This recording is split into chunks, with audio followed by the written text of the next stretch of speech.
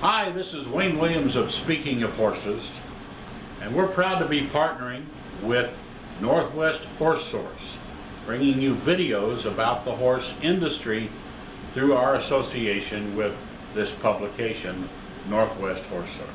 So, let's watch our current video of the week. Hey, I'm Wayne Williams, Speaking of Horses.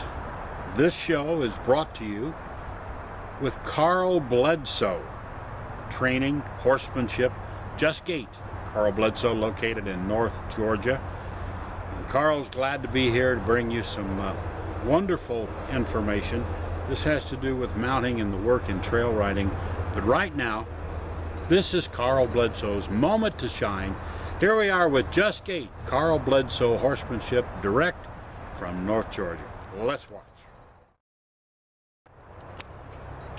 Hey, I'm Carl Bledsoe, coming to you today from Talking Rock, Georgia. My wife and I have a horse training facility here. We train gaited horses among other breeds as well. Today we've got a 13-year-old Tennessee walking horse, Roan, and his owner, Ron. Ron's been a client of mine for several years. And Ron, you're just wanting a good all-around trail horse. One I can keep between my legs. Okay, all right.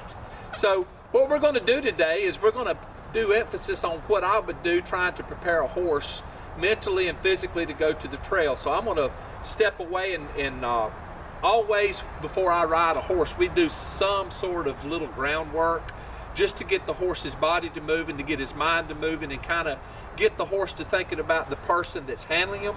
So Ron's going to do some groundwork, and I'm going to talk to you guys about what the groundwork he's doing and why we do it, and then we're going to move into some mounted work. So if you're ready, Ron, go ahead and move. So at first what Ron's going to ask the horse to do is just to move forward and move around him some.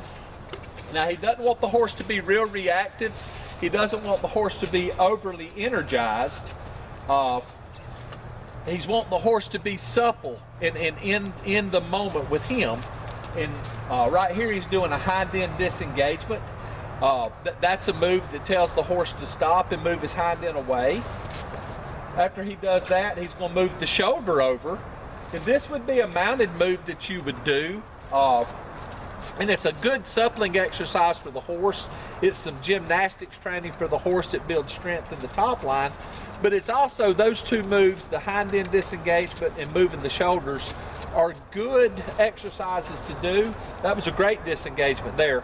They're good exercises to do just to encourage the horse to be with you. So Ron's going to spend a few minutes here, maybe going around him some more, maybe back him up just a little bit before we get mounted here.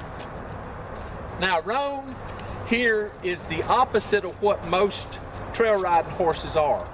Most people that come to me with a trail horse that want to work, when they get in the arena, the horse really doesn't want to go. Now Roan's that way on the trail. He's real laid back, real easy going on the trail, and in the arena he kind of gets energized. So that's why we go to these extremes, to spend a little bit of time communicating with him where he's not, out of sorts when Ron gets on. Now he's doing a little leg yield. He's just asking him to move away from him, front end and back end, and you can see he's crossing his feet pretty good on the front and the back. And it's just communication, and all of these maneuvers he's doing in hand, we try to do mounted, because you never know on the trail when you might need to step over something, around something, or have to step sideways over to something. So all of this stuff is good exercises to do, and it's good for your horse's body as well. Being able to have a handle on the horse is one thing, but having a well-balanced, muscled horse for the trail, that's paramount. So whenever you get ready, Mr. Ron, we'll go ahead and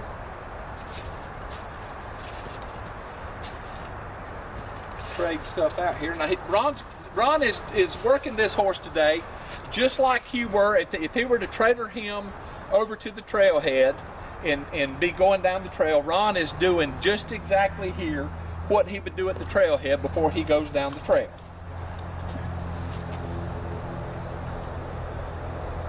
Got him to lower his head there a little bit. We like to work at that. I like the horse's head to be below your shoulder. when you put the bridle on. You see people, sometimes you go to the trailhead and the shortest person there getting prepared to trail ride will have the tallest horse, and if the horse doesn't lower his head to put the bridle on, then I don't know how in the world that person's going to be able to get the bridle on the horse.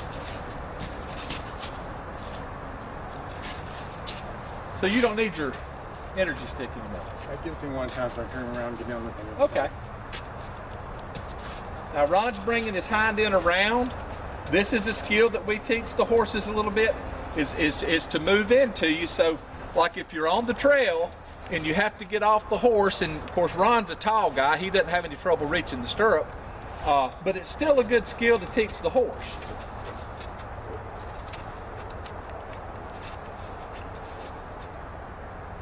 Cool.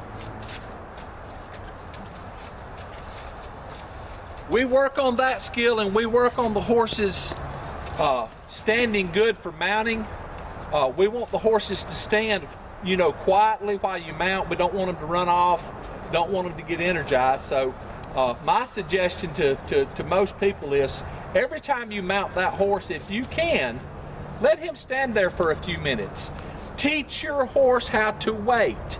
If you're not willing to sit and wait on the horse for just a little bit, he will never learn how to do that. So it's paramount to take a few minutes. You see Ron, he's bending in both directions, just establishing communication, making sure that the horse is kind of with him mentally and physically.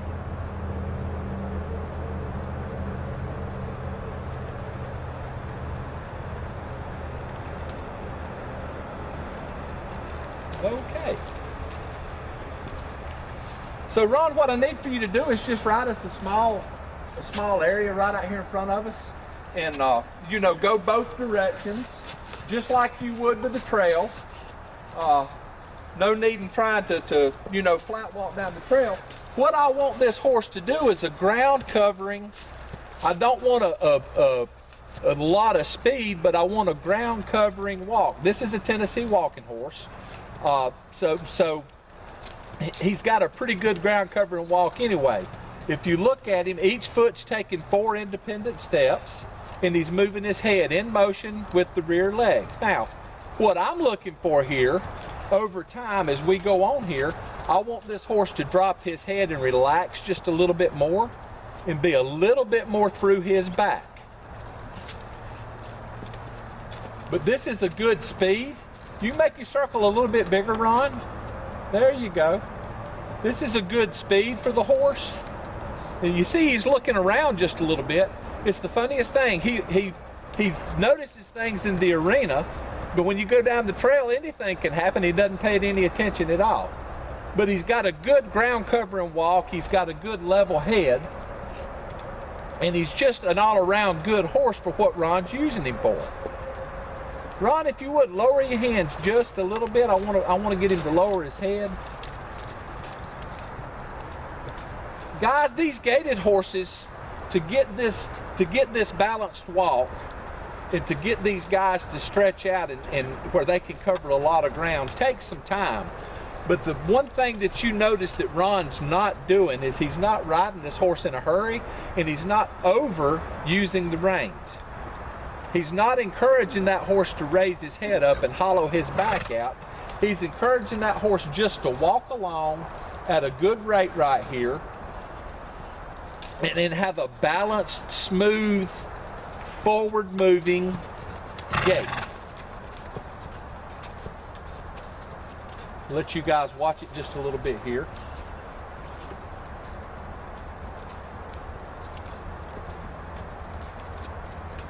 That's really good. Now, believe it or not, watching this horse walk right here, he's probably going between 3 and 4 miles an hour at that walk, but with that particular stride. If Ron stepped him up to the next speed, which is a flat walk, this is more of a working walk. That speed's probably 7 miles an hour, and I've had some Tennessee walking horses that could run and walk 9 to 11 miles an hour. But for what we're doing, this walk right here is the best for the trail. It's the easiest on the horse, and it's the easiest on the person. And believe it or not, this horse right here in just a short while can cover 8 or 10 miles and you not even know that you've covered that much area just because of the ease of his step. Now guys can tell as time's going on, he's lowering his head a little bit. He's getting more and more and more relaxed.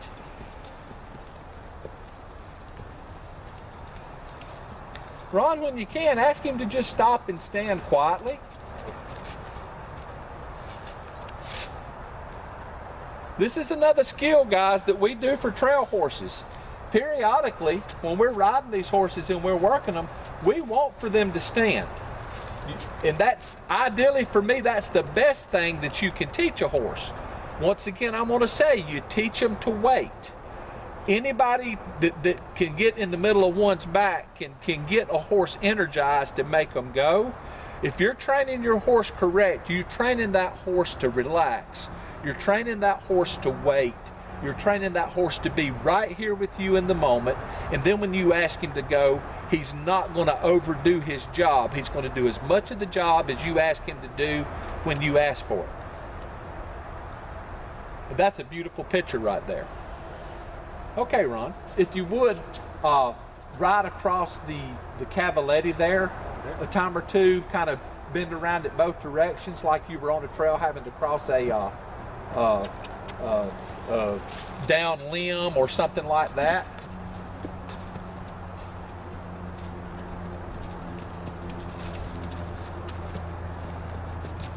Giving these horses the ability to wait, guys, and teaching them how to maintain relaxation, to me, is the key. If you watch Ron cross this, we're simulating like we were going down the trail and this horse were crossing a log. I see people on the trail in front of me, their horse gets to a log on the trail and the horse wants to jump it. That's not what I want. I want the horse to walk to it, to assess the situation, and step over it and take his time. So to get this kind of stuff to happen, you have to build it into your horse. It takes time and it takes communication to get these horses to stay, what I say, relaxed and supple.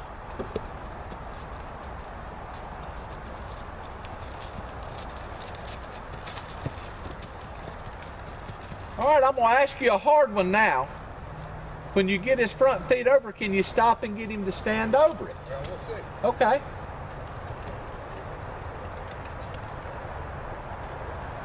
Okay, that's okay. Just let him go. He said, now guys, you saw him get a little uncomfortable there with it under him. So this is something we'll work on.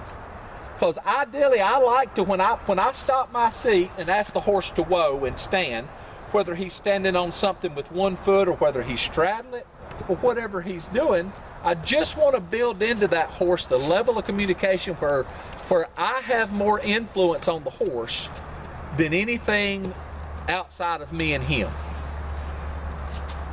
And I really love doing this kind of stuff right here, where the horses make mistakes, where we can work through it, where people can see that anything's achievable if you work at it. All right, well, I'm going to come stand with you. Okay, guys, I'm going to come just stand here with him. You keep riding across until I get situated.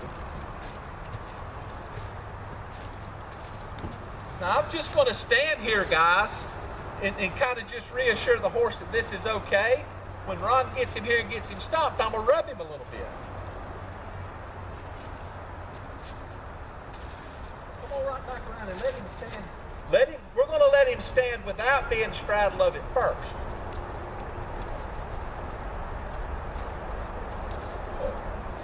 And we're just going to reassure this horse that everything's okay. I kind of threw Ron a curve because I don't know if he's ever done this. And you know, really and truthfully, it's the best scenario for me to teach people. These horses will rise to any occasion. You just have to work at it and build their self-esteem. The horses are influenced by two things: food and fear. Right now, he's a little uncertain of this, so the flight mode of him has taken over just a little bit. So we've got to work on that to where he's not fearful of standing. So Ron's going to sit real still, and he's going to let me do the work here. I'm going to ask the horse to step up here, just one step. Good.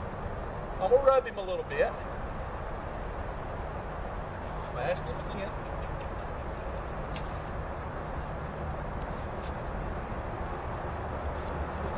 Okay, now, right there, he kind of just breathed out. I know you guys didn't hear it, but when he set his second foot down, he went like that. So what I'm going to do is just sit here and rub on this horse, work on his self-esteem just a little bit, reassure him that this is exactly what I'm doing. Now, I want you guys to understand why I told Ron to let me get the horse over the rail. Ron is sitting on top of the horse, and he's a little bit reactive here. So if Ron, with his seat, asked the horse to move forward, and the horse did, if he went too far, Ron was immediately going to have to say, don't go forward. So we're going to do this a little bit before Ron starts directing the horse, to give the horse the idea of what we're wanting him to do before Ron takes over and asks him to do it. So Ron, I'm going to lead you back around. You just kind of sit there and be a passenger. I'm going to bring the horse back around.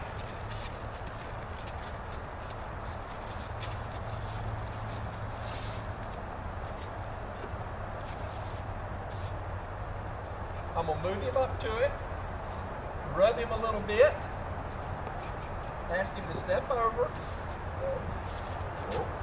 Ah, he pushed me a little bit. So we're going to go back around. Guys, I can't tell you how many times I've had a horse brought to me where the people had come off the horse on the trail for something no bigger than this, because the horse wouldn't patiently wait or stand. The horse wanted to charge over it, and the horse's flight instinct take over on the trail and lose the rider. And I've had two riders that's had bad injuries just because of this.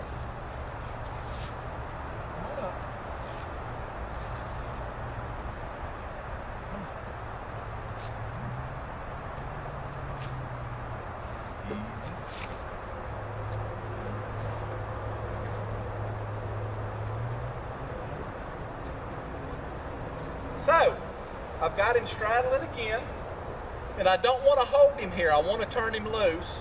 I want him to be able to look around and realize, good, he's lowered his head. He's kind of okay.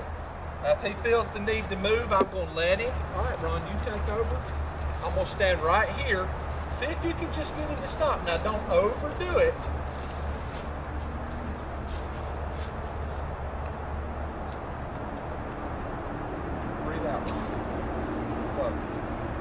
Good job. Awesome job. Now you see, guys, all it takes is a little bit of communication, slowing things down, helping the horse understand exactly what you need for him to do, understanding the horse that both of you have a job going down the trail to keep each other safe and out of trouble. And if you're a good leader, you got good communication skills, and the horse understands completely what you need him to do, you can teach him to do anything. Now, we've got this set up in my arena. We do this on the trail too, guys. Well, a couple of us will ride out. Here at the farm, we've got 50 acres. We have trees down all the time. We'll ride out sometimes, maybe work at the creek crossing, maybe a tree down, any number of things that you would encounter on the trail. We try to simulate it and work it out. I hope you guys got something out of our lesson today. You can reach me on Facebook at Just Gait. My website's Carl Bledsoe Horsemanship, or you can reach me on Facebook, Carl Bledsoe. Hope you guys have a great day.